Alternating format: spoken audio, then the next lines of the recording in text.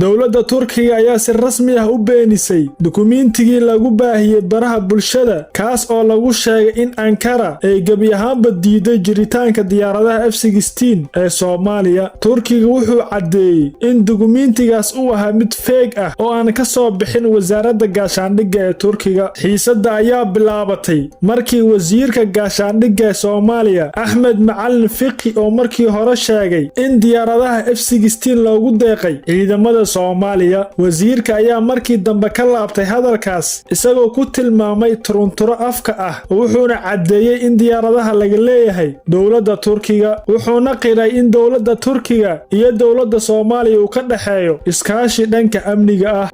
qalad baa loo fahmay shalay kelimadii raaniri oo mikrofoonka xaqiisa hadaladii qaar kala gooyay dowladda Saale dowladda Turkiga waa ognahay sanadii la soo dhaafo dhan ciidanka xoogga dalka iyo ciidamada qaranka iyo Soomaaliya dowladda Soomaaliya caawimaad dhinac kasta ay jeedinayeen sanadkan runtii waxaan joognaa meeshii ugu fiicnay oo dhanka ciidanka ah caawimaad ay ka geysanayaan runtii waxay nagula jiraan diyaaradaha F-16 oo gaaraya 3 diyaaradood ayaa la xaqiijiyay inay ku sugan yihiin garoonka Aadan Cadde waxaana loo keenay si ay u xoojiyaan howlgallada ka dhanka ah ururka Al-Shabaab iyo ilaalinta danaha istiraatiijiyadeed ee Turkiga ka leeyahay Geeska Afrika. Shuruudaha hubka ee Mareykanka ayaan ogolaan in diyaaradaha F-16 loo wareejiyo dal saddexaad iyadoo aan ogolaansho laga helin Koongareeska Mareykanka taas oo ah sababta Turkiga u adkeeyay in diyaaradaha aysan weli gacantooda ka bixin. Sababta diyaaradaha loogu diiday Soomaaliya ayaa ah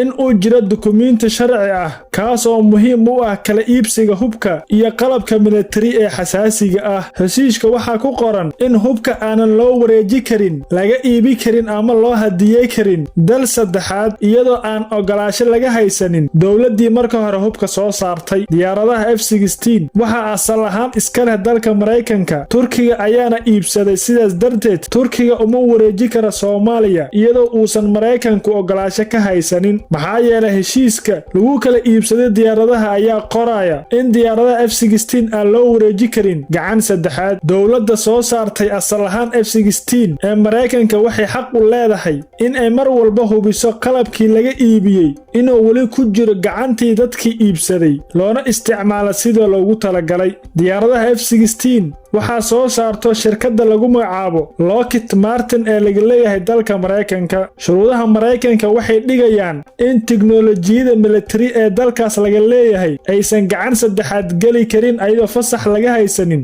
shirkaddii soo saartay. Markii Turkiga iibsaday diyaaradahan wuxuu saxiixay heshiiska dhahayo haddii aan rabo inaan cid kale u wareejiyo ama aan dal kale geeyo si uu u isticmaalo diyaaradaha waa inaan marka hore ogolaansho qoraal ah ka helaa dowladda Mareykanka wuxuu ku baaqay in haddii F-16 la geenayo dal aanan amni ahayn ay gacanta u gasho cadowga taas oo keeni karta in sirta tiknoolajiyada diyaaradaha laga xado Mareykanka ama la barto taas oo caqabad ku ah Mareykanka. Haddii Turkiga uu ku wareejiyo diyaaradahan Soomaaliya isagoon ogolaansho ka helin Koongareeska Mareykanka wuxuu wajahayaa cunaqabateyn dhanka hubka ah iyo in laga joojiyo dayactirka iyo qalabka hadda haysto. Diyaaradaha dagaalka F-16 waa diyaarado dagaal oo wax badan qabtay kuwaas oo loo sameeyay inay qabtaan howlgallo kala duwan oo ay ka mid yihiin weerar dhulka ah iyo difaaca hawada. Waxaa la soo saaray sanadkii 1970kii waxaana adeegsado dalalka ugu waaweyn caalamka. F-16 waxay leedahay astaamo badan oo muhiim ah oo ka dhigan mid wax ku ool ah.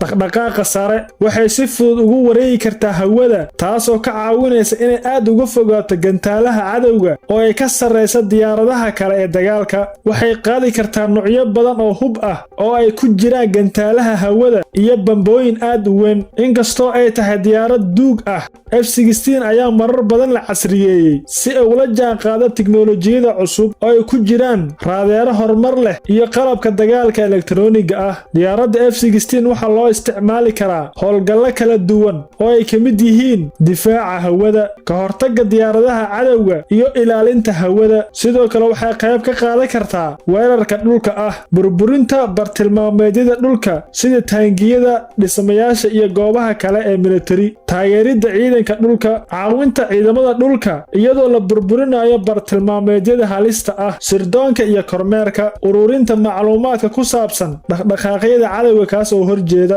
ugu dambeyn F-16 waa diyaarad awood badan oo door muhiim ah ka ciyaarto dagaalada hawada ee adduunka maanta. waxay leedahay taariikh dheer oo guulo ah, waxaana la filayaa inay sii adeegto sanado badan oo soo socda.